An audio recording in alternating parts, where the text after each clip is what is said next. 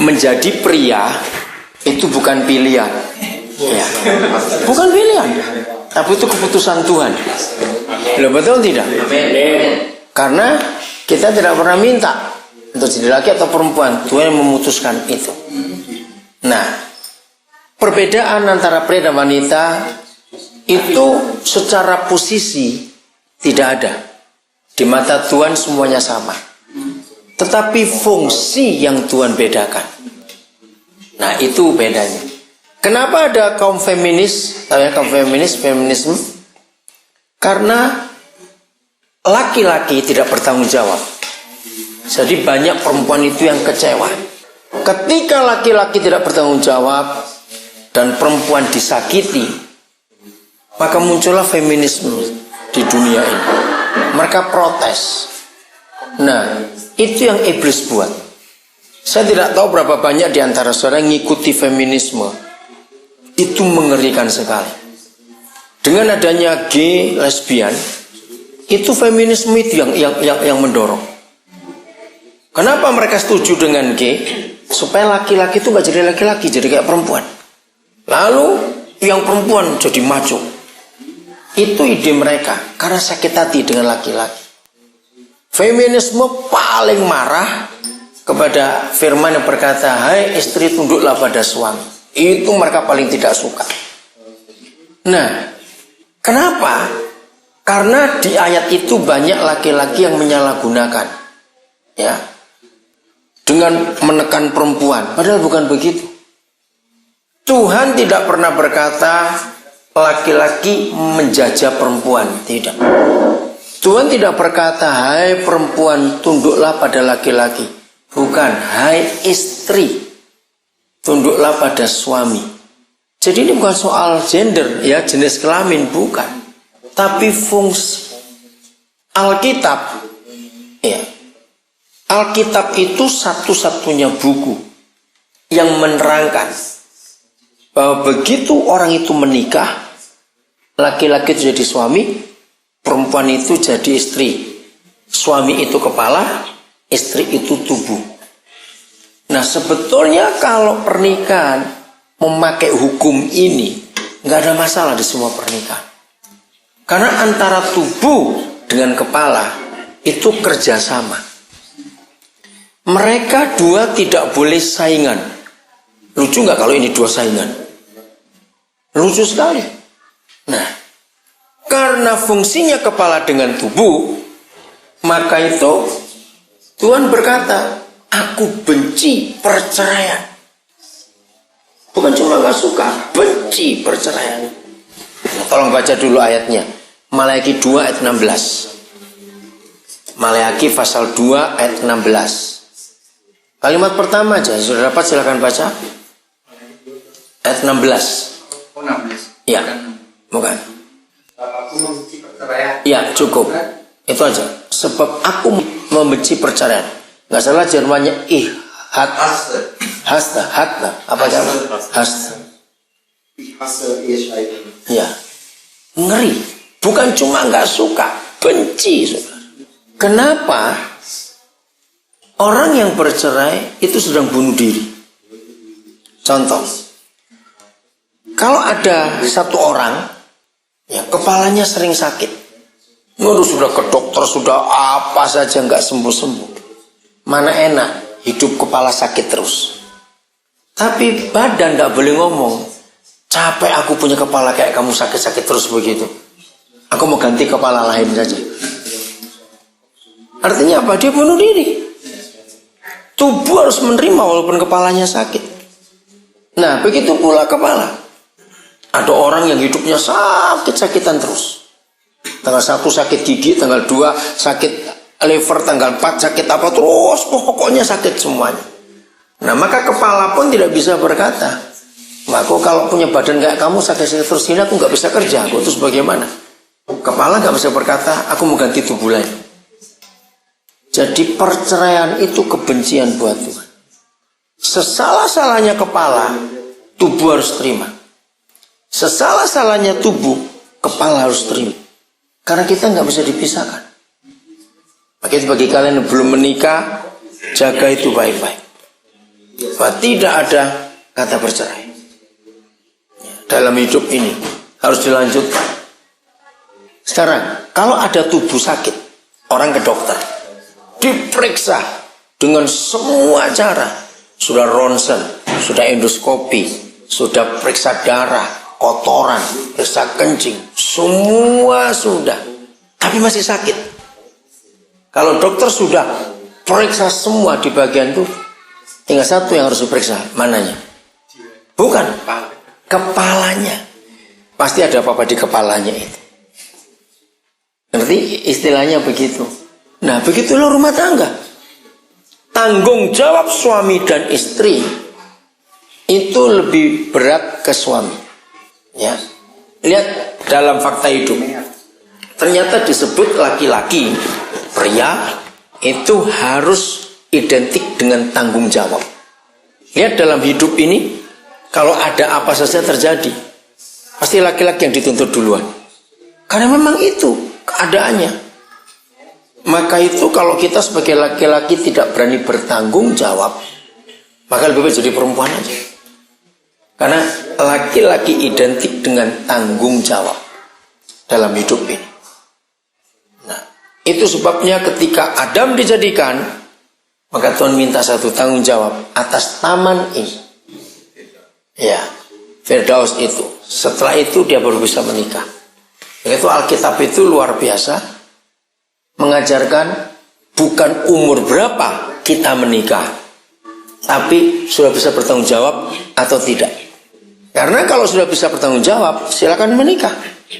Walaupun seumur 40, kalau belum bisa bertanggung jawab, jangan menikah.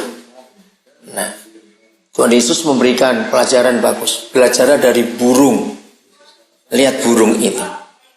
Tidak ada burung yang kawin, apalagi betinanya bertelur, sebelum dia buat sarang dulu.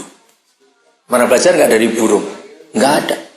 Maka itu, kalau mau menikah harus mikir sudah punya rumah tidak. Walaupun kontrak atau sewa, asal ada tempat. Karena burung melakukan itu. Jadi itu luar biasa. Burung nggak pernah sekolah, tapi mereka sudah punya konsep itu. Bahwa kalau tidak ada sarangnya, nggak boleh kawin. Hebat sekali, bukan? Nah, itulah laki-laki harus bertanggung jawab dalam hidup ini. Coba baca Kejadian 2 ayat yang ke-24. Kejadian 2:24. Itu firman yang aneh sekali. Ya, silakan dibaca. Sebab itu seorang laki-laki akan meninggalkan ayahnya dan ibunya dan bersatu dengan istrinya, sehingga keduanya menjadi satu. Apa anehnya firman ini? Apa lucunya firman ini? Ngapain Papa berfirman kepada Adam yang jelas nggak punya orang tua dan nggak punya mertua? Betul nggak? Laki-laki itu kan Adam. Untuk apa? Ninggalkan orang tuanya. Kenapa bisa begitu? Nah, padahal belum ada orang tua, belum ada mertua di dunia ini. Begitu besok kalian menikah, laki-laki jangan tinggal di taman mertua indah. Awas itu. Ngerti istilah itu ya? Jangan, nggak boleh. Walaupun mertua saudara kaya raya, tidak boleh. Kenapa? Lah itu ayatnya. Meninggalkan ayah ibu supaya bertanggung jawab.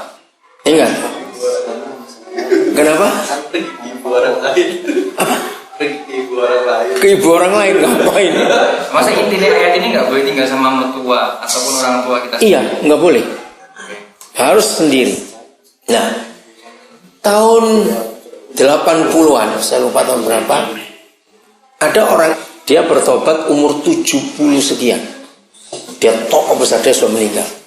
Ya, dia seorang profesor, dia seorang konselor, dia psikolog hebat, dia guru dari IKIP Bandung, dari UI, dia guru pedagogik yang terhebat. Ya, dia masih kerabat dari Keraton Jogja. Nah, dia benci dengan kekristenan. Dia nggak suka. Anak-anaknya sudah percaya Yesus duluan. Salah satu jadi dokter terkenal di Solo, Dokter Tejo. Oke, saya lupa. Itu cucu jadi dari Hamengkubuwono ke-7. Ketika dia pensiun dari profesornya, maka dia mulai selidiki Alkitab. Hanya untuk cari salahnya Alkitab. Jadi dia mulai baca dari Kejadian 1, ayat 1, 2, wah dia teliti. Karena dia orang pintar sekali. Nah, waktu dia ulang tahun umur 75 tahun, saya itu diundang. Nah, di situ saya dengar kesaksiannya luar biasa. Itu di depan profesor-profesor teman-temannya yang sudah pensiun itu, dia ngomong, "Udah ya, kamu jangan bantah ya, aku cuma ngomong. Ya, kita sama-sama tua, kita sama-sama profesor, kita sudah pensiun. Kamu dengar saya ceritain." Wah, luar biasa. Halo Andreas. Hai. Oke. Nah, ketika dia baca sampai ayat 24 ini, dia bertobat. Aneh sekali. Jadi saya belum pernah mendengar kesaksian sampai hari ini ada orang dari agama lain begitu fanatik bertobat gara-gara Kejadian 2:24. Laki-laki akan meninggalkan ayahnya dan ibunya dan bercerai dengan istrinya. Kenapa dia bertobat? Itu luar biasa. Dia berkata, saya ini seorang konselor, seorang psikolog. 80% masalah rumah tangga orang Asia itu karena orang tua ikut campur di rumah tangga itu. Nah, di mana dia bertobat? Dia syok baca ayat ini. Dia bilang kalau yang berfirman ini bukan Tuhan, tidak mungkin. Dia kasih ilustrasi begini. Semua pabrik obat di dunia tidak akan bisa buat obat kalau nggak ada penyakitnya. Ini obatnya obat gitu namanya. Nggak ada penyakitnya mau diobatin apanya? Betul nggak? Nah, ini penyakitnya belum ada. Karena belum ada mertua, belum ada orang tua di dunia. Tapi surga sudah berfirman, kalau kamu menikah tinggalkan. Wah, waktu dia ngomong itu saya kaget. Ayat itu bisa nobatkan orang. Jadi dia sejak itu dia bertobat. Dia minta ampun kepada Tuhan Yesus. Yang tadi mau baca Alkitab mau cari salah, dan ternyata ketemu kebenaran. Masih di Kejadian pasal 2. Hebat sekali. Bisa ngikuti Petrus ya? Ya. Itu luar biasa. Maka itu ingat ya laki-laki, jangan mikir kawin sebelum bisa ada tempat tinggal sendiri. Ingat itu baik-baik. Swebus. Oh ya.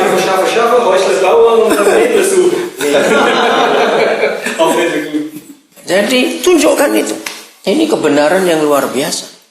Untuk hidup berdua saja dengan suami istri, karena tanggung jawab itu tadi. Maka itu dalam hidup sehari-hari bukan perempuan yang minta tanggung jawab, pasti yang laki-laki. Ya bertanggung jawab untuk apa saja. Jadi sekecil apa sebuah kerusakan dalam satu rumah tangga, Tuhan akan cari suaminya mana ini keluarga. Dia nggak tanya mertuanya mana, enggak. Suaminya mana? Karena itu kepala.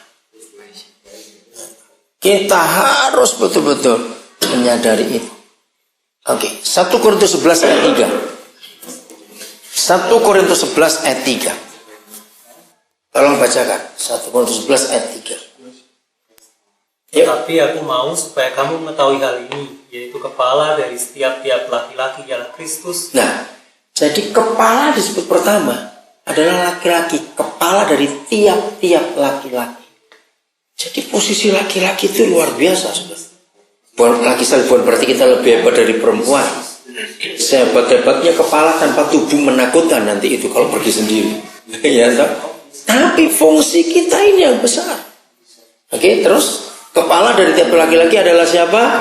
Kristus. Terus kepala dari perempuan ialah laki-laki, dan kepala dari Kristus ialah Tuhan. Jadi ada berapa kepala? Ayo, ada berapa kepala? 3. Bapa di surga, Tuhan kita, terus turun Yesus, terus turun laki-laki kita. Nah, saya tidak tahu saudara pernah belajar tentang otoritas tidak? Ya, suatu negara kalau nggak ada otoritas pasti bubar negara itu. Nah, Afrika contohnya kacau terus karena nggak ada otoritas. Siapapun yang jadi presiden pasti diributin. Iya, nah, itu Afrika. Kenapa? Nah, ini rahasianya. Secara sosiologi, Ya, secara sosiologi, otoritas itu ada di 3 tempat. Satu, ya jelas regium, pemerintah. Dan itu wajar. Kedua, itu orang tua. Nomor 3, itu guru di sekolah. Kenapa? Belum. Ini yang diakui oleh sosiologi. Sosiologi dulu, 3 ini. Maka itu ketika guru-guru tidak dihormati oleh murid, otoritas pendidikan hancur. Maka itu jadi kacau. Itu sejarah. Nah, mengapa otoritas guru nggak dihormati? Nanti kita akan ketemu. Karena pemegang otoritas di rumah, yaitu keluarga papa, nggak bertanggung jawab atas anak. Rusaknya Eropa yang dari negara Kristen, itu karena rusaknya rumah tangga. Ketika hidup bersama diakui, jadi laki-laki tanggung jawabnya nggak ada, karena cuma susah leben saja.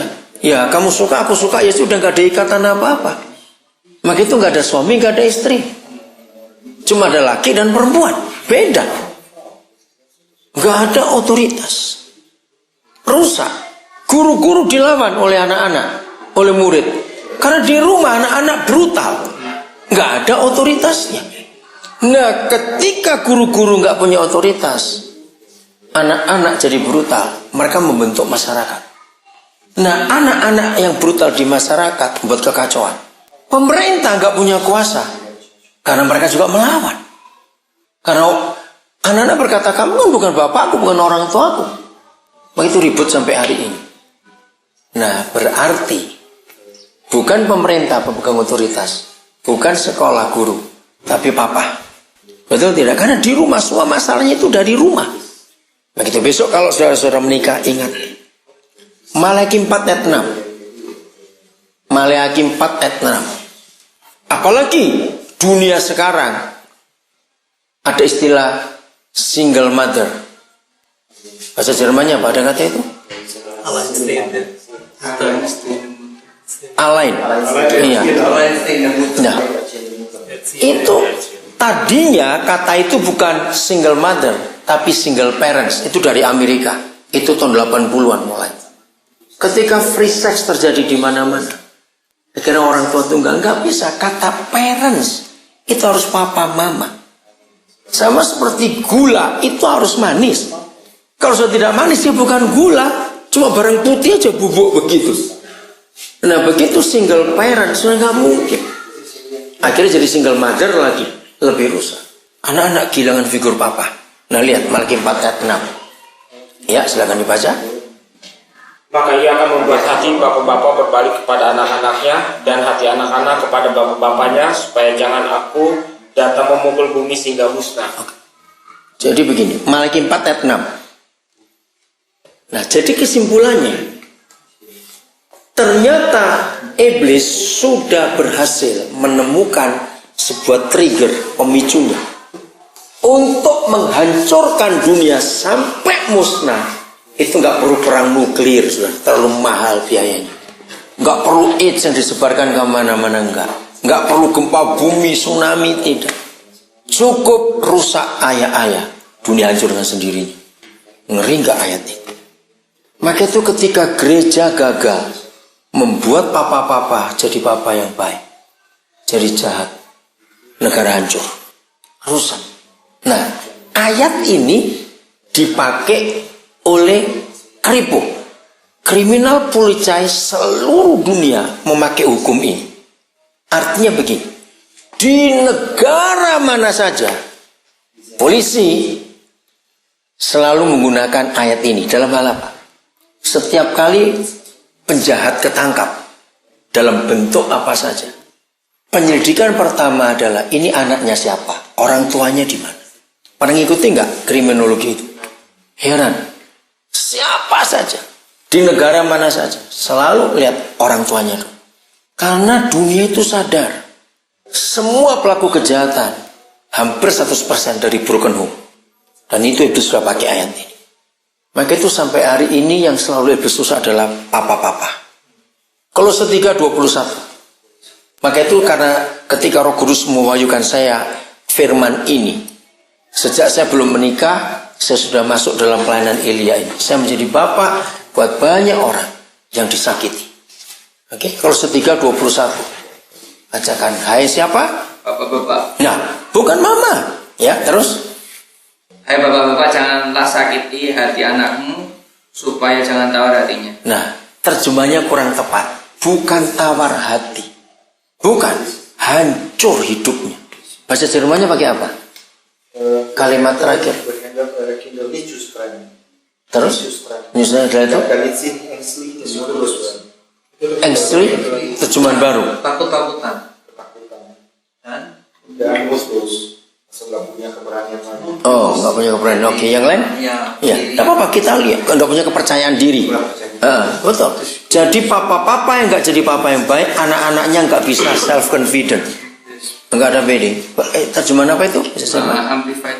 Oh, amplified. Ya, Jerman atau Inggris? Inggris. Inggris, nggak apa-apa. Apa dampaknya? Ada banyak di situ. Do not provoke or irritate. Provoke, or irritate. fret your children. Do not be hard on them or harass them, lest they become discouraged and Discouraged? discouraged, Sulen. and morose, and feel inferior and frustrated. Iya. Dalam kurung, do not take this spirit.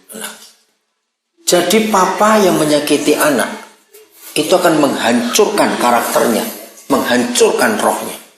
Jadi jahat anak itu. Suatu kali saya lupa dari tahun 70-an akhir sampai 80-an pertengahan. Saya tuh keliling ke banyak tempat. Pasti saya mendengar ada anak-anak berkata, kenapa aku dilahirkan? Kenapa aku dilahirkan? Kan saya bingung. Lalu kenapa kamu tanya seperti itu? Nah, saya dipimpin Roh Kudus selalu membuat research. Ada kejadian apa saja. Itu saya pasti buat researchnya. Nah, salah satu contoh lain. Satu kali saya ke situ, ke sini, ke negara mana saja, ke acara apa saja di Indonesia. Anak-anak kalau diajak pesta, ya padahal acara masih rame. Balon, permen, musik, lampu, wah masih rame.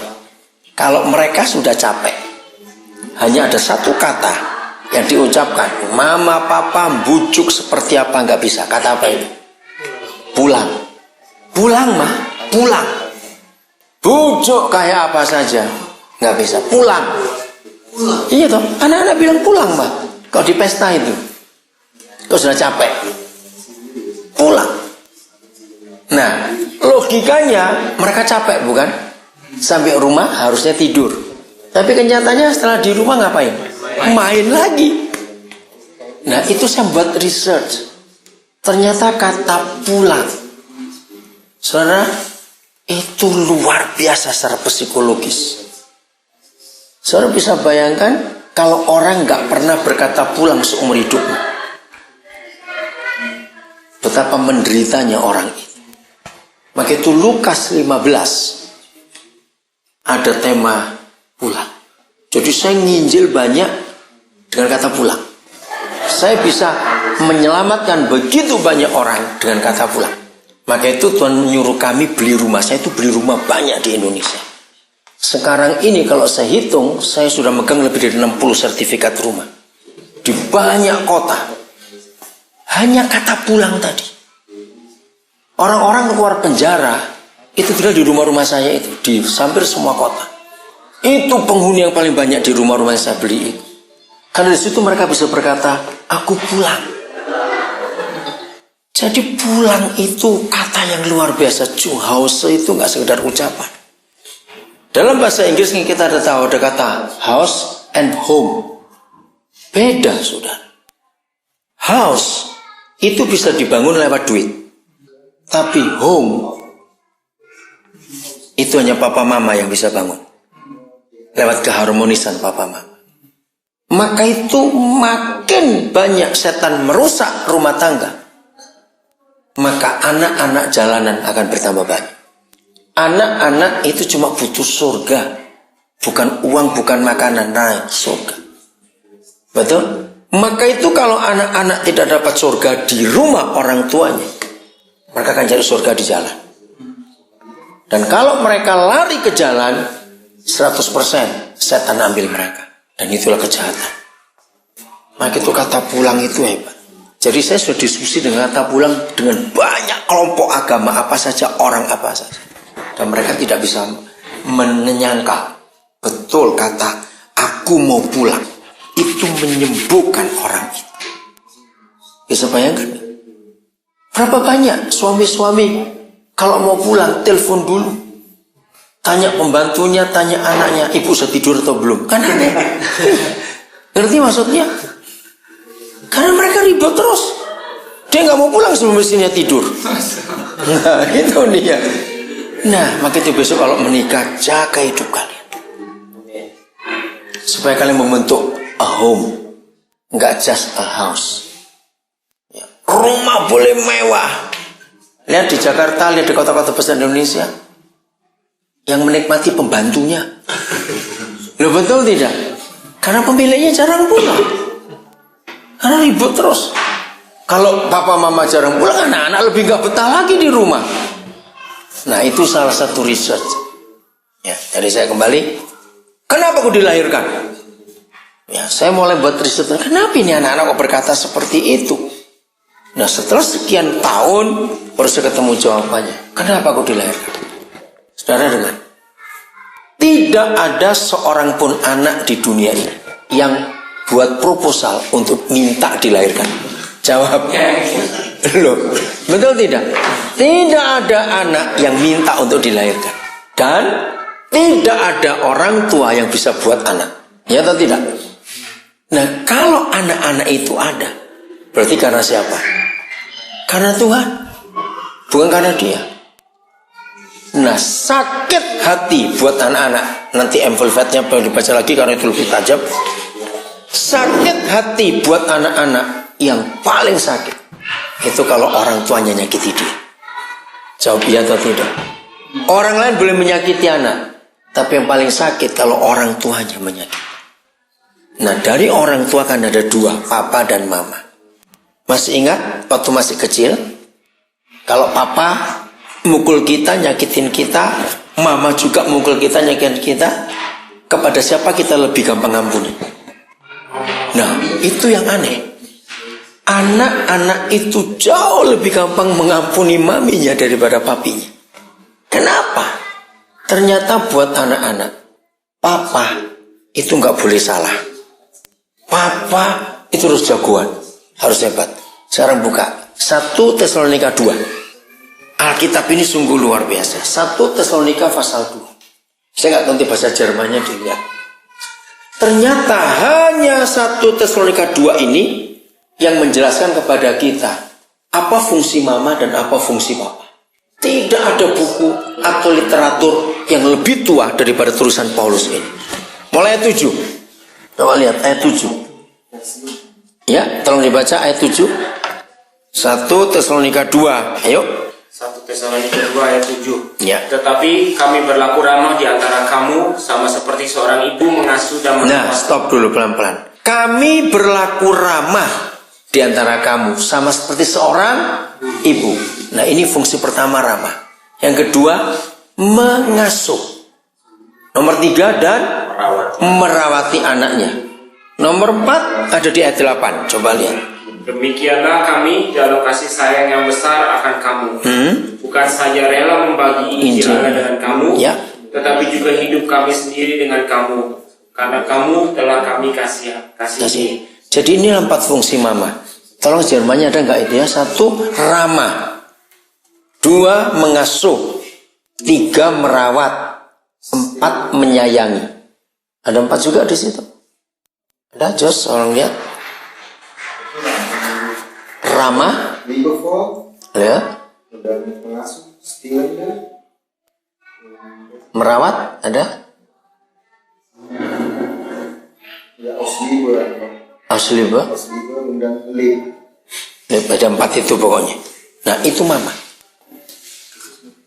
Mama tidak akan pernah bisa keras dan jahat pada anak secara faktanya. Karena mama itu yang tahu susahnya mengandung dan susahnya melahirkan. Oke, sekarang ayat yang ke-10. Ayat 10. Pak dibaca, ini sekarang papa. Ayo, siapa aja boleh?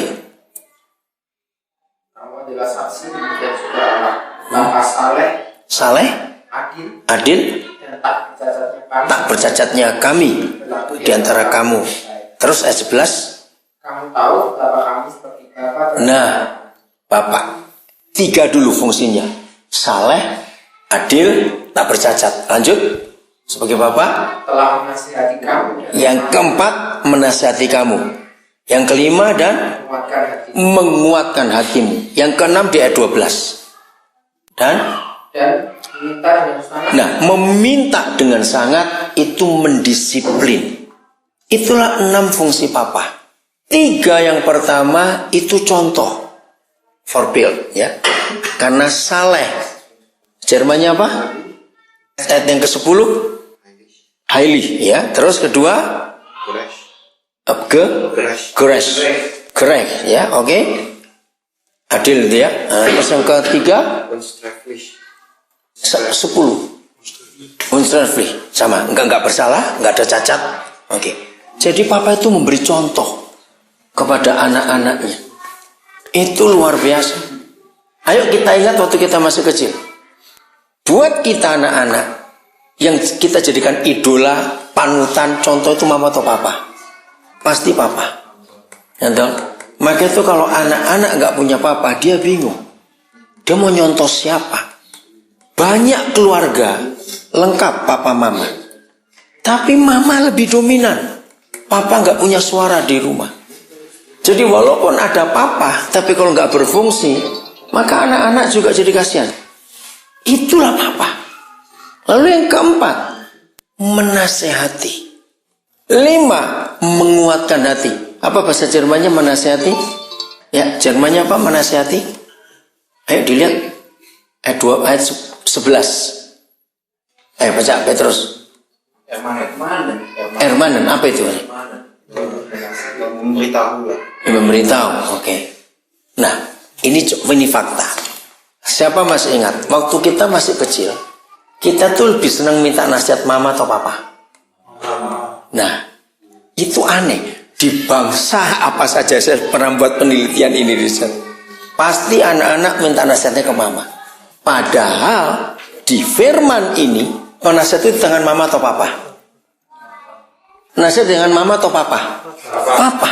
Nah, mengapa anak-anak lebih suka minta nasihat ke mama? Itu memang luar biasa Roh Kudus itu. Anak-anak sejak kecil itu tahu mama itu gampang, apa-apa pasti boleh. Aneh bukan? Kok kita bisa tahu dari kecil, gak ada yang beritahu loh itu. Mama itu pasti boleh. Mama gak bisa tegas karena tahu susahnya mengandung dan melahirkan. Nah itu surga itu luar biasa. Saudara, kalau saudara melihat cara saya menyampaikan ini, maka tuh saya ini sudah sering khotbah. Ini bukan cuma di kalangan gereja. Banyak kelompok lain minta saya membuat ceramah, membuat seminar tentang apa saja. Dan karena saya nggak punya bahan lain kecuali Alkitab, mau bicara kesehatan, mau bicara sains, mau bicara keluarga, bicara ekonomi, buku saya cuma Alkitab. Karena tiap kali selesai itu pasti mereka tanya, pustakanya mana? Buku apa yang Bapak pakai? Ya saya bilang cuma Alkitab, nggak ada buku lain. Karena ini hebat sekali. Sungguh saudara, ini buku yang namanya Alkitab itu betul-betul buku di atas segala buku. Udah saudara mau bicara politik, mau bicara apa saja. Nanti saya akan tunjukkan berapa bukti ya betapa hebatnya Tuhan. Nah ini fakta. Dunia nggak bisa nyangkal bagaimana papa mama fungsinya di rumah. Nah ketika anak-anak tidak punya penasehat, apa tadi Jermannya? Erman, bukan? Ermana. Maka manusia jadi liar. Coba renungkan. Betul nggak? Kalau nggak ada penasihat dari kecil, jadi liar hidup itu. Pasti jadi liar.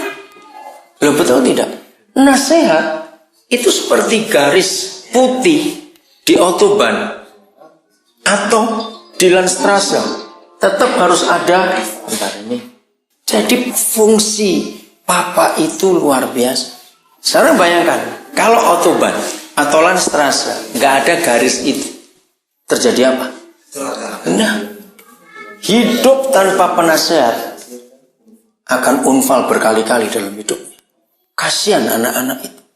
Begitu ingat ya laki-laki, besok kalau jadi papa, kita tidak boleh pagi A, sore jadi C, anak jadi bingung. Harus punya ketegasan. Fungsi yang kelima, menguatkan hati. Bahasa Jermannya apa menguatkan hati? Ermutigen. Ya. Saudara bisa bayangkan, kalau nggak ada papa, kalau perempuan nggak masalah. Karena itu dia akan menikah nanti. Tapi anak laki ini yang celaka. Pernah ketemu nggak anak laki yang sulit ambil keputusan? Pasti nggak punya papa dia. Kalau tahu dia punya papa, papanya nggak berfungsi jadi papa. Karena nggak ada yang kelima. Papa itu memberi anak keberanian. Saya nggak tahu saudara masih ingat nggak? Kalau saya masih ingat. Kalau saya berkelahi, itu lebih berani kalau ada papa saya di situ. Pernah sadar nggak itu? Ya. Seperti ada yang melindungi. Wah, berani betul. Kalau nggak ada, nah itu cari papanya sekarang. Awas. Jadi begitu pentingnya untuk menguatkan hati. Nah kalau kita di Indonesia, kita sering ngajak teman-teman, kamu nggak pede. Apa bahasa Jermannya itu? Nggak percaya diri. Self-vertrauen. Nggak ada kepercayaan diri kalau nggak ada papa. Papa itu yang mendorong anak-anak untuk berani. Kamu bisa, nak. Kata-kata kamu bisa buat anak-anak, itu modal besar, sudah. Karena ada yang menjamin. Nah, maka itu bisa bayangkan kalau papa-papa dirusak fungsinya, jadi apa itu anak-anak. Dan besok mereka harus menikah juga. Mau jadi apa lagi tuh keluarganya? Bisa ngeri sekali. Yang keenam, meminta dengan sangat. Oke, kalimat apa ya? 12? Jermannya? Bukan. Beschworen. Bezeug? Sama? Ensel. Meminta dengan sangat. Itu mendisiplin. Tolong baca 1 Raja-Raja 1 ayat 6. Ini ada contoh yang sangat tidak baik. Dari keluarga orang yang diurapi, yaitu Daud. Ya. Silakan dibaca. 1 Raja-Raja 1 ayat yang ke-6. Selama hidup Adonia, ayahnya belum pernah menegur dia dengan ucapan, "Mengapa engkau berbuat begitu?" Ia pun sangat elok perawakannya dan dia adalah anak pertama sesudah Absalom. Kalau saudara baca kisah Adonia, itu rusaknya luar biasa. Dia memperkosa adik tirinya. Wah, ini bikin malu orang. Bayangkan anaknya Daud, anak orang yang diurapi. Kenapa jadi amburadul hidup anak itu? Karena selama hidupnya bapaknya nggak pernah negur, nggak pernah mendidik, mendisiplin, menasihati, nggak pernah kata-kata, kenapa kamu buat begitu? Tadi selesai sesi yang terakhir, ada seorang datang kepada saya, cerita soal adiknya yang sudah umur 24 tahun, nggak mau sekolah, nggak mau kerja, bingung. Nah, dia cuma dengar saya katanya, tapi saya sekolah di sini. Nggak mungkin saya mesti telepon dia terus. Saya langsung ngomong, pasti dia dimanja. Oh betul, nah itu masalah. Dari kecil minta apa saja dituruti. Kenapa? Laki. Nah, terus saya tanya pada dia, papa atau mama yang manjakan? Pertama dua-dua. Tapi setelah tahu begini papa tegas. Saya bilang, pasti sudah terlambat. Iya. Karena disiplin sudah umur 20-an. Terlambat. Nah, sekarang masalahnya adalah mama. Jadi anak ini minta apa saja dituruti. Ya pantas nggak mau kerja. Jadi kuncinya sekarang pada mama. Kalau mama bisa tegas berkata tidak, berarti adikmu ini selesai. Dia berkata, nah ini yang sulit, mama nggak bisa tegas. Ya sudah. Karena minta apa-apa dikasih. Minta apa-apa dikasih. Ini ayat. Anak yang dimanja. Anak pertama laki-laki, cakep lagi. Wah, habis sudah. Betul? Itu bahasa Alkitab. Ini luar biasa. Maka itu besok kalau punya anak, jangan dimanja juga, jangan dikeras ya. Tapi tegas. Itu beda. Keras dengan tegas itu beda. Kasihan kalau mereka nggak punya fungsi papa yang 6 itu tadi. Hancur. Nah, dari sini kita belajar. Inilah otoritas. Ternyata Aku ingin supaya kamu tahu hal ini. Tadi 1 Korintus 11 ayat 3. Kepala dari tiap laki-laki. Kenapa laki-laki disebut duluan? Karena dari surga, otoritas itu datang bukan kepada pemerintah, tetapi kepada para suami di negara itu. Kita.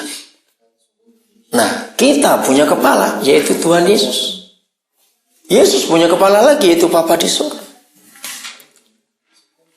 Jadi setan sudah pegang untuk menghancurkan dunia, hancurkan semua ayah. Pasti rusak. Itu yang kita harus belajar jadi laki-laki. Nah gitu, kalau saya konseling pernikahan, maka pihak laki yang saya paling banyak cecer dan banyak pertanyaan. Saya siap belum?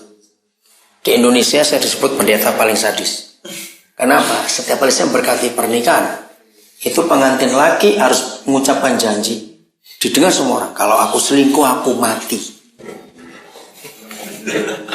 Lo harus itu. Selingkuh aku mati.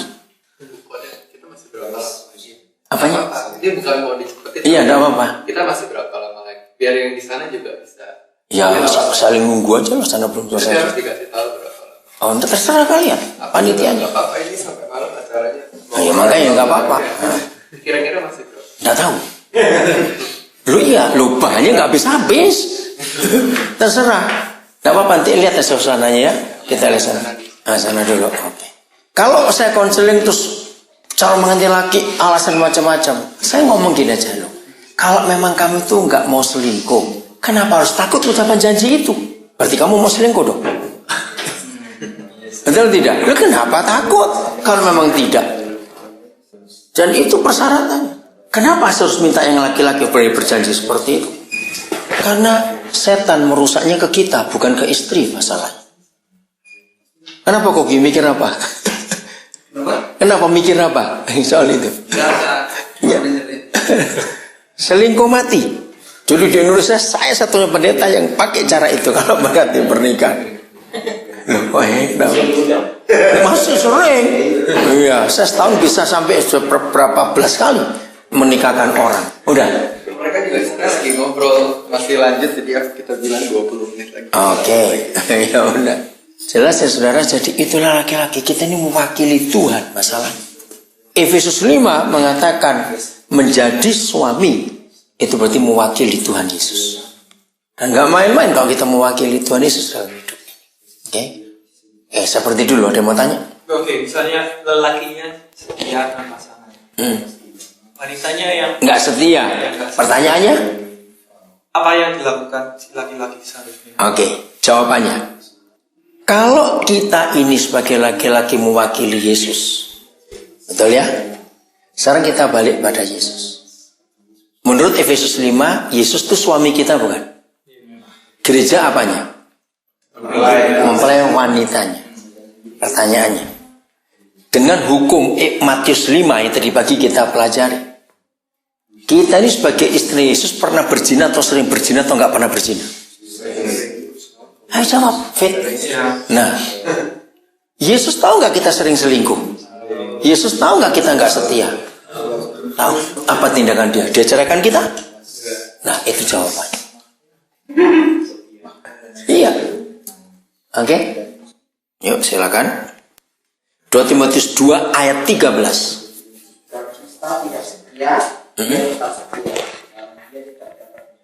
Nah, itu Yesus. Aneh sekali. Saya mau ganti dengan bahasa sehari-hari. Kalau kita mengkhianati dia, boleh nggak kata tidak setia berarti mengkhianati? Kalau kita mengkhianati dia, apa perbuatan Yesus terhadap kita yang berkhianat? Tetap setia. Nah, ini hukum Kristus. Kalau laki-laki tidak boleh selingkuh, kalau istri selingkuh nggak setia, kita tetap mengasihi. Amin. Karena Yesus seperti itu terhadap kita. Maka itu salah ayat berkata terjemahnya, boleh menceraikan kalau karena zina. Tidak. Walaupun istri kita berzina, kita tetap harus mengasihi. Karena kita ini Yesus. Ada tanya lagi yang lain? Ya. Kalau misalnya bapaknya telanjang ngaco, anaknya gimana? Bapak terlalu ngaco. Oke. Anaknya bagaimana? Gereja yang bertanggung jawab. Maka itu pelayanan saya ngurusin anak-anak yang rusak. Kalau saudara pulang ke Indonesia, saudara ketemu berapa pendeta yang kenal saya, maka saya itu dijuluki oleh beberapa teman pendeta itu. Dia bilang, Koden itu pelayanannya unik. Kalau orang hobinya ngumpulin perangko bekas, perangko lama, gantungan kunci, atau apa yang antik-antik. Kalau Koden hobinya ngumpulin orang rusak. Saya diberi hati oleh Tuhan, makin rusak anak itu, saya makin suka untuk mendapatkannya. Karena dia nggak pernah salah. Yang salah kita orang tua. Ya udah, ampunilah orang tuamu, mau diapakan lagi? Maka saya harus jadi orang tua buat anak itu. Alasan saya cuma dua. Makin rusak orang itu, saya makin suka menemukannya. Satu, saya ingin membuktikan bahwa hanya Yesus yang bisa merubah hidup orang. 2 Korintus 5:17, barang siapa di dalam Kristus, dia adalah ciptaan yang baru. Alasan kedua, saya ingin menunjukkan kepada dunia bahwa serusak apa orang itu, ternyata kalau jumpa Yesus, orang itu bisa jadi hebat. Nah, cuma itu alasan. Dan terbukti di antara dari semua yang Tuhan berikan kepada kami, itu ada dua yang saya dapat istilah dari orang tua mereka sendiri. Satu anak dikasih, sudahlah Pak, pokoknya untuk menggambarkan anak kami itu, kalau dia itu kertas, saya bakar nggak terbakar, saya rendam nggak basah.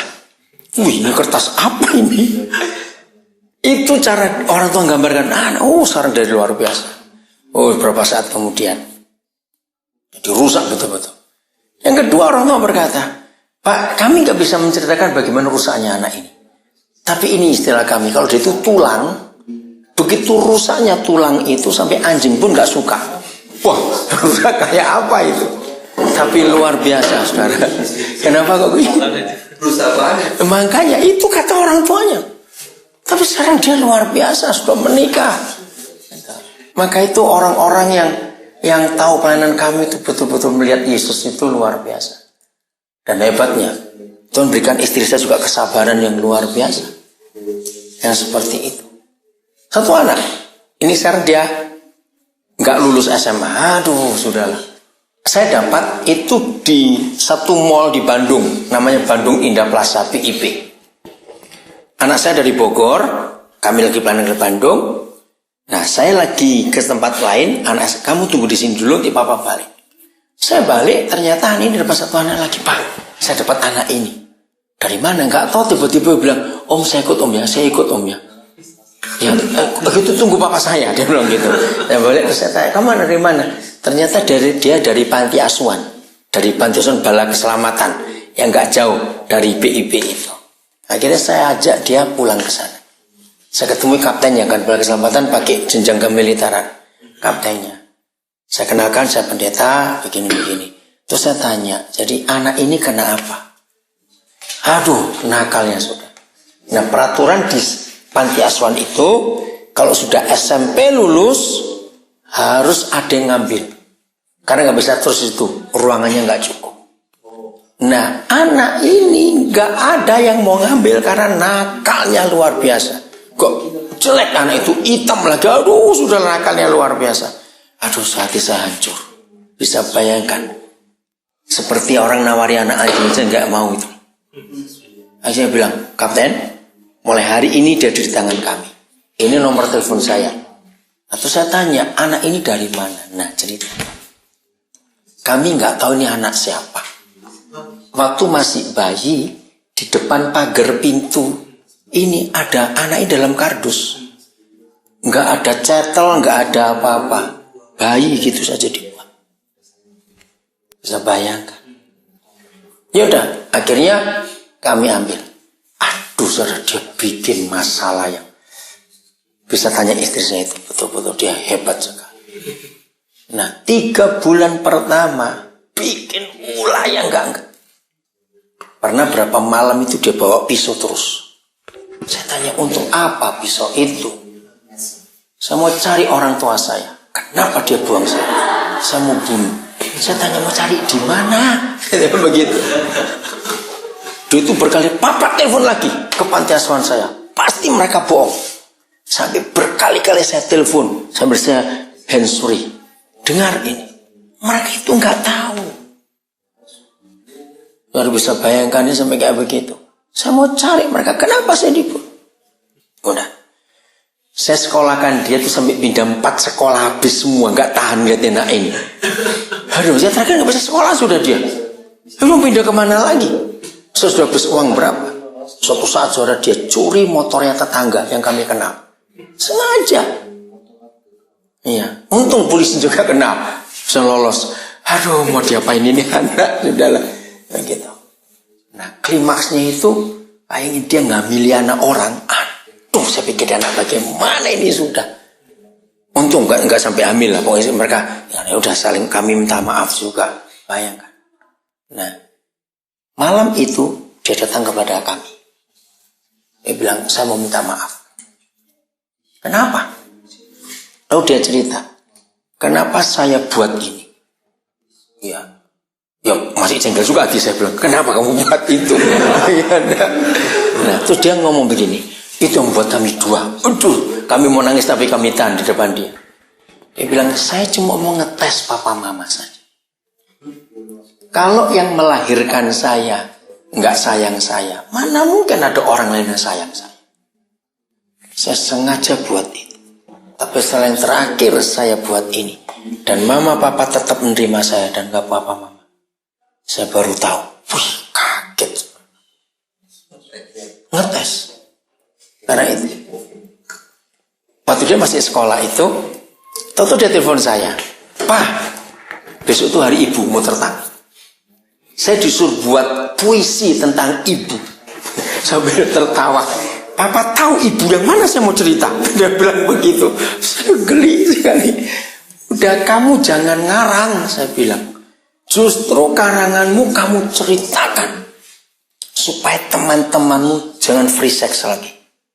Ya saya nerangkan pada dia. Mungkin kamu itu hasil orang tuamu free sex. Sehingga kamu dibuang. Aduh Pak, malu saya nanti kalau orang tahu. Loh gak apa-apa. Itu gabungan dari 17 SMA. Di satu wilayah itu. Ya, dia harus ngomong, saudara, besoknya dia telepon saya lagi cerita, Pak, betul yang Bapak katakan. Sekarang saya diwawancari wartawan, masuk 3 koran lokal, saudara, karena anak ini. Jadi dia nggak cerita soal ibu, tapi dia cerita siapa saya. Akhirnya saya pun jadi terkenal dong, karena nama saya juga masuk, tulis itu diasuh oleh pendeta ini, luar biasa. Jadi kalau orang tua sudah terlalu rusak, gereja harus bertanggung jawab untuk anak-anak itu. Ist das eine Entwicklung? Ist das eine Weltanschauung? Oder ist das eine Glaubensfrage? Ya, itu karena gereja yang punya pengaruh untuk Jerman ini. Betul. Jerman bukan Vater, Pak. Iya. Ya, kalau Cina dia bilang Mutter, Pak. Iya. Indonesia juga Ibu Pertiwi. Nah, apakah itu Pengaruh pada Alkitab? Gereja Iya. atau dari kultur? Bukan, pengaruh dari gereja. Ceritakan. Ya. Pengaruh dari gereja. Contoh, ya. Ketika Jerman selesai dengan Hitler, kenapa Jerman jadi negara satu-satunya pertama di Eropa yang orang asing dapat perhatian luar biasa? Auslander di sini dipelihara oleh negara. Oke. Kedua, anak-anak yatim, fatherless, itu tanggung jawab negara. Nah, saya mempelajari sejarah Jerman ini. Karena begitu Jerman hancur Perang Dunia Kedua, pemerintahan baru setelah Hitler, itu memanggil gereja jadi penasehat. Itu fungsinya. Jadi Landeskirche maupun Katolik itu yang memberi masukan. Jadi bukan kultur, tapi ini betul-betul pengaruh gereja. Nah, salah satu ayat yang saya temukan, coba buka Ulangan pasal 14. Ini ayat yang dipakai. Ini saya menemukannya tahun 83, waktu saya lama di Bochum, saudara. Saya kagum melihat hukum Jerman, ternyata betul-betul berdasarkan Alkitab. Ulangan 24 mulai ayat yang ke-6. Ya. Judulnya di sini tentang melindungi sesama manusia. Yang Alkitab bukan ada nggak bahasa Jerman? Judulnya apa? Tentang melindungi sesama manusia. Ada yang bawa Alkitab bahasa Jerman atau di iPad ada nggak judulnya? Enggak. Ayat 6. Enggak ada, situ enggak ada judul ya. Ada? Coba kamu lihat. Karena ini human right, hak asasi manusia. Jadi tulisan tertua tentang hak asasi manusia itu ada di Ulangan 6 ini. Dan ternyata negara-negara barat ya yang berbasis Kristen ini yang dipakai, termasuk Jerman. Ada judulnya apa? Ya, apa? Apa? Iya, ayat 6-nya. Masuk bahasa Jerman. Iya. Ayat 6. 24 ayat 6. Enggak ada ya? Oke, nanti temukan. Nah, apa itu jaminan hak sesama manusia? Saya persingkat ayat yang ke-14. Ayat 14. Iya. Janganlah engkau memeras pekerja harian yang miskin dan menderita, baik ia saudaramu maupun seorang asing yang ada di negerimu, di dalam tempatmu. Pada hari itu juga haruslah engkau membayar upahnya sebelum matahari terbenam. Ia mengharapkannya karena ia orang miskin, supaya ia jangan berseru kepada Yahweh mengenai engkau, dan hal itu menjadi dosa bagimu. Saudara lihat hukum di negara barat tentang pekerja harian. Lihat saudara-saudara yang kuliah di sini, cuma cuci piring, kelner, cuma kerja berapa jam, itu gajinya lebih besar daripada bapaknya setengah mati di Indonesia kerja. Betul nggak? Amerika, semua negara barat, Australia, semua. Ini ayat yang dipakai. Nah, di Jerman juga begitu. Jadi buruh harian itu dapat perhatian khusus. Kenapa Indonesia bisa ekspor TKI begitu banyak ke Malaysia, ke Arab, kemana-mana? Karena di Malaysia pakai hukum Inggris. Jadi di Malaysia itu gaji rekaman belakang. Jadi di Malaysia itu pakai hukum ini. Buruh harian itu gajinya cukup untuk hidup. Di Indonesia, ingat UMR, tahu kata itu ya, upah minimum regional, itu ada gara-gara Menteri Kristen pertama sebagai tenaga kerja, Yakub Nuawea. Karena dia Katolik. Baru ada UMR, sebelumnya nggak ada. Jadi sebelum menteri itu menjadi menteri, maka sistem buruh Indonesia gajinya seenak-enaknya. Karena pemerintah tidak memberi standar. Baru ada Menteri Yakub ini yang membuat standar. Tapi sekarang pun nggak dipakai lagi setelah ganti menteri. Iya, karena pengusahanya juga nggak mau bayari mahal-mahal pegawai itu. Iya, maka itu jahat sekali. Oh iya, serikat buruhnya itu. Dan di Jerman juga sama, ada Mindestlohn yang teriak berapa ya? Sekarang ini sudah berubah lagi berarti. Mana ada cuma Mindestlohn? Masing-masing negara ya. Oke. Nah, itu untuk kaum buruh. Sekarang lihat ayat yang ke-17. Ya, sebentar lagi ya. Janganlah engkau memperkosa hak orang asing dan anak yatim. Dan janganlah engkau mengambil pakaian seorang janda menjadi gade.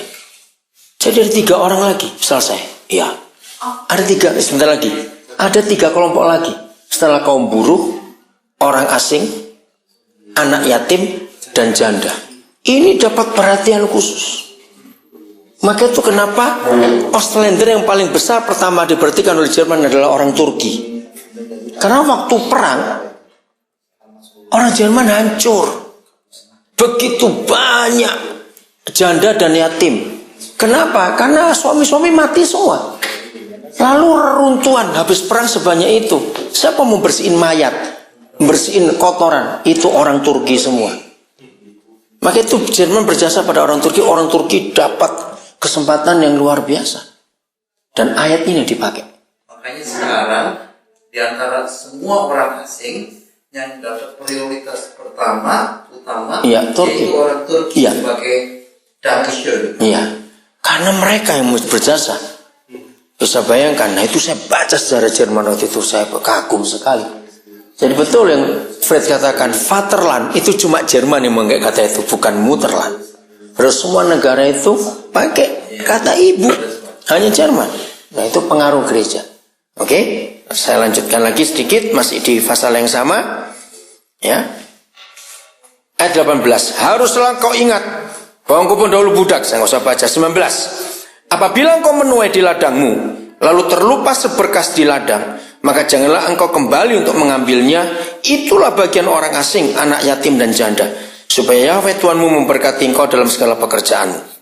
20. Apabila engkau mematik hasil pohon zaitunmu dengan memukul-mukulnya, janganlah engkau memeriksa dahan-dahannya sekali lagi. Itulah bagian orang asing, anak yatim dan janda. Ayat 21. Apabila engkau mengumpulkan hasil kebun anggurmu, janganlah engkau mengadakan pemetikan sekali lagi. Itulah bagian orang asing, anak yatim dan janda. Nah, Jerman pakai hukum ini. Zaman perang itu banyak anak yatim, banyak janda, wajar. Karena suami-suami, bapak-bapak mati. Tapi zaman sekarang, banyak janda dan anak yatim karena free sex. Betul nggak? Karena free sex. Dan itu gereja harus bertanggung jawab. Jadi Alkitab ini bisa dipercaya sampai hari ini. Untuk segala hukum apa saja. Tuhan memperhatikan orang susah itu hebat sekali. Maka itu sebenarnya kapitalis itu kebencian Tuhan.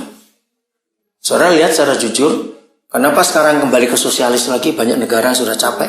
Karena kapitalis itu jahat. Oke, saya akan akhiri. Karl Marx. Saudara tahu nggak dia itu mahasiswa teologi? Nah, dia menemukan teori disebut Marxis. Itu sebetulnya bukan anti Tuhan. Dia marah kepada gereja waktu itu. Kata komunis itu akarnya dari kata komuni. Karena Karl Marx itu Katolik. Dia marah kepada Roma zaman itu. Dia marah betul. Dia berkata, lihat Yesus yang mau berkomuni dengan manusia. Lihat dia berteriak pada paus, pada bishop, pada uskup, turun kamu dari takhtamu yang kaya, yang emas semuanya itu. Lihat rakyat ini menderita. Nah, Friedrich Engels yang menyelewengkan setelah dia mati. Sampai di tangan Lenin jadi agama baru. Sampai Stalin lebih rusak lagi. Jadi kalau kita saudara baca buku Das Kapital, ya, itu bahasa Jerman lah, buku asli sini. Itu dari kata komuni tadi itu. Yang dipakai oleh Karl Marx mendirikan komunis itu cuma 8 ayat. Alkitab ini dipakai dari Kisah Rasul 2 dan Kisah Rasul pasal 4, saudara. Gila gak? Maka itu dalam waktu yang singkat 70 tahun sepertiga dunia jadi komunis. Kenapa? Karena ada firman di situ. Walaupun salah digunakannya, tapi gurunya itu kan Alkitab. Hidup sama rata. Bagi, kamu punya apa bagi. Itu gereja Kisah Rasul. Jadi sebetulnya paham komunis itu baik, karena itu Alkitabiah. Berkomunilah kamu. Jadi kata komunikasi, komunitas semua ada di situ. Dari satu kata komuni tadi, Yesus menjadi sama dengan kita. Nah, itu lahirnya komunisme. Yang tadinya sangat baik untuk membuat gereja bertobat. Oke, nanti kita diskusi lagi. Siap jadi papa-papa yang baik? Tuhan memberkati saudara. Menjadi pria itu bukan pilihan. Ya. Bukan pilihan. Tapi itu keputusan Tuhan. Loh, betul tidak? Karena kita tidak pernah minta untuk jadi laki atau perempuan. Tuhan yang memutuskan itu. Nah, perbedaan antara pria dan wanita itu secara posisi tidak ada. Di mata Tuhan semuanya sama. Tetapi fungsi yang Tuhan bedakan.